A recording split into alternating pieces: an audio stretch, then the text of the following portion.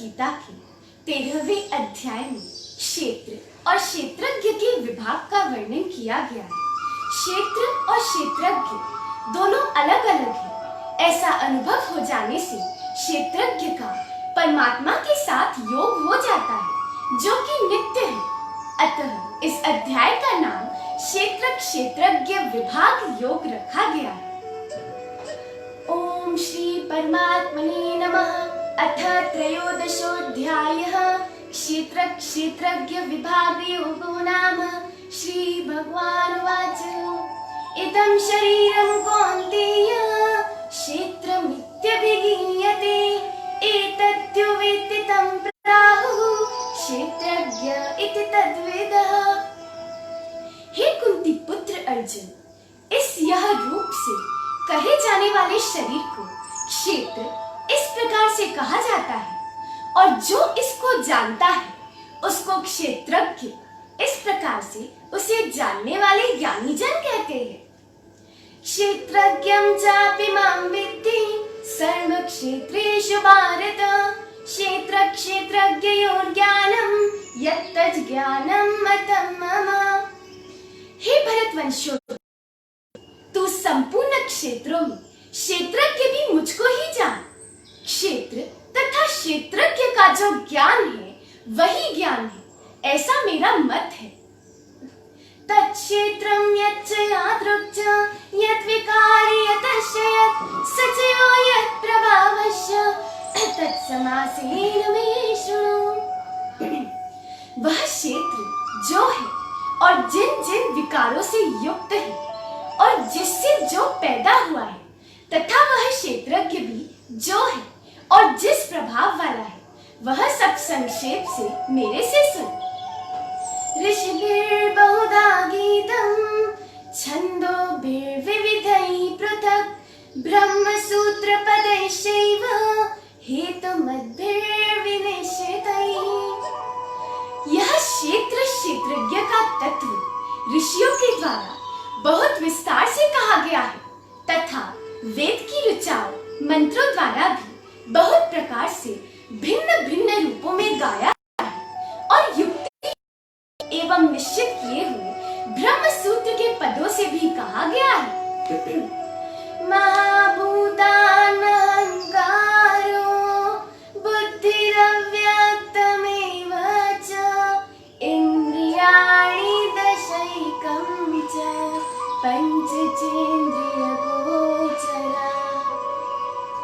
पंच महाभूत अहंकार, समष्टि बुद्धि और मूल प्रकृति भी, और 10 इंद्रियां तथा एक मन और 5 इंद्रियों के विषय।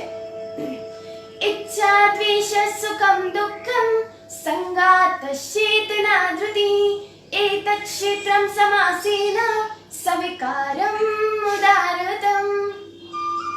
इच्छा, द्वेष, अनुकूल वेदना, प्रतिकूल वेदना, शरीर व सर्व इंद्रियों का समुदाय, चेतना अर्थात प्राण शक्ति और धृति शक्ति, यह क्षेत्र इन विकारों के सहित संक्षेप से कहा गया है।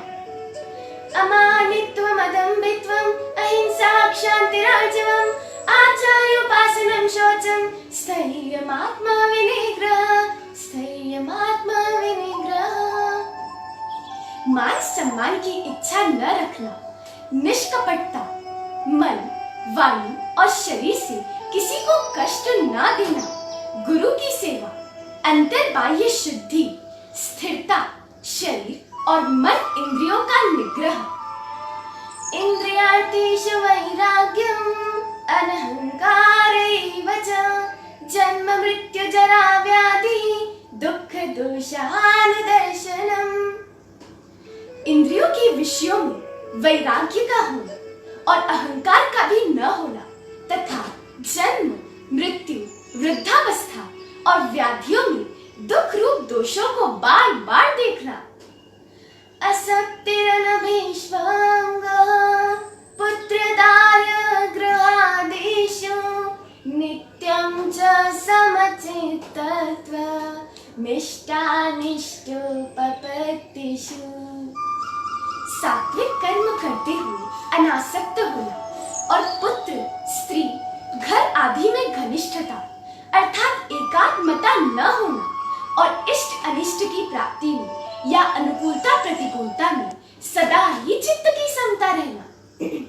मयि चानन्य योगेन भक्तिरव्यभिचारिणी विविक्त देश सेवित्वम् अरतिर्जन संसदि। मेरे में अनन्य योग के द्वारा अव्यभिचारिणी भक्ति का होना और एकांत स्थान में रहने का स्वभाव होना तथा जन समुदाय में प्रीति न होना।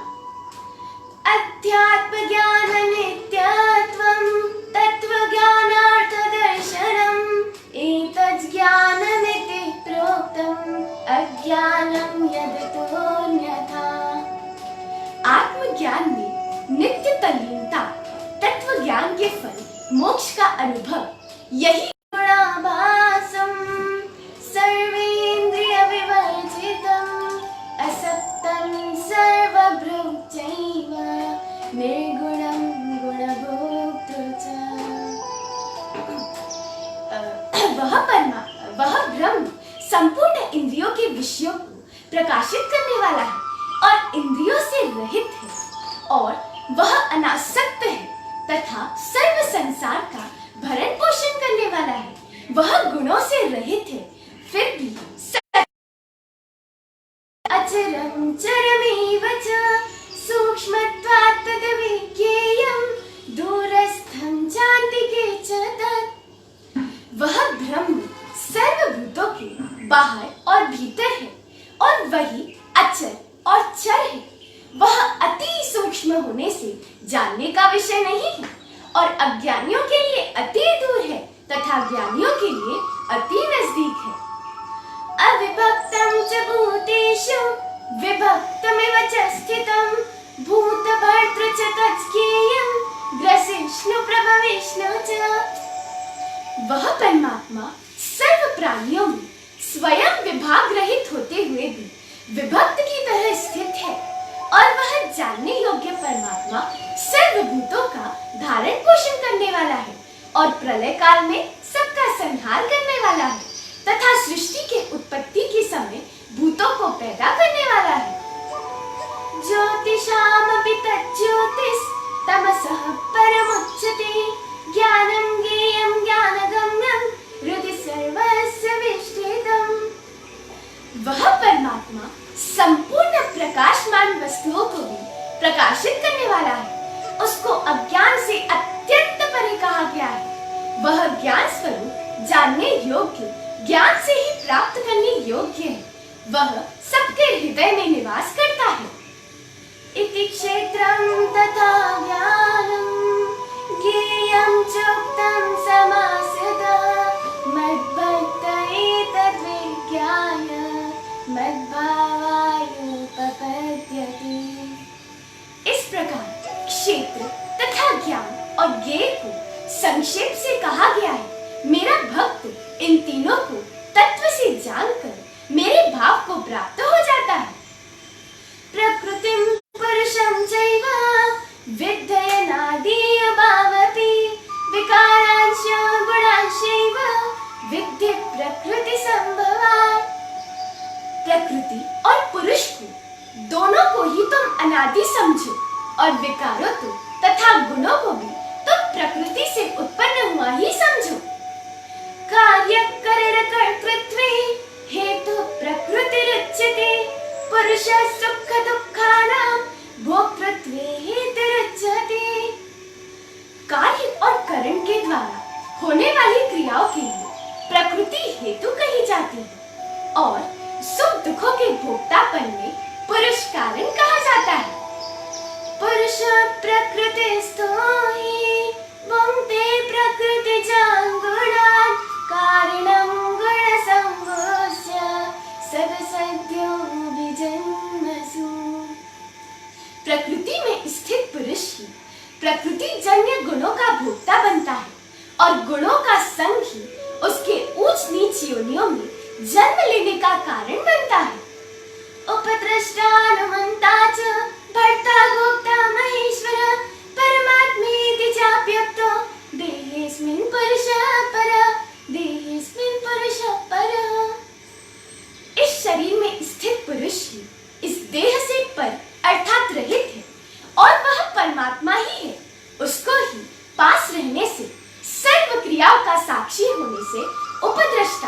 अनुमोदन करने से अनुमंता और सबका भरण पोषण करने वाले होने से भर्ता, जीव रूप से भोक्ता और सबका स्वामी होने से महेश्वर भी कहा गया है।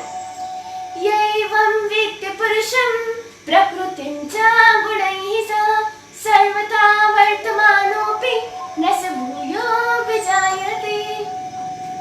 जो इस प्रकार पुरुष अर्थात आत्मा को और 3 गुणों के साथ प्रकृति को जानता है, वह हर तरह का बर्ताव करते हुए भी फिर से कभी देह धारण नहीं करता। ध्यानेनात्मनि पश्यन्ते केचिदात्मानमात्मना अन्ये सांख्येन योगेन कर्मयोगेन चापरे। कई साधक ध्यान योग के द्वारा आत्मा को अपने आप से ही अपने आप में देख लेते हैं और कई दूसरे साधक सांख्य योग से और अन्य कई से परमात्मा तत्व का अनुभव कर लेते हैं।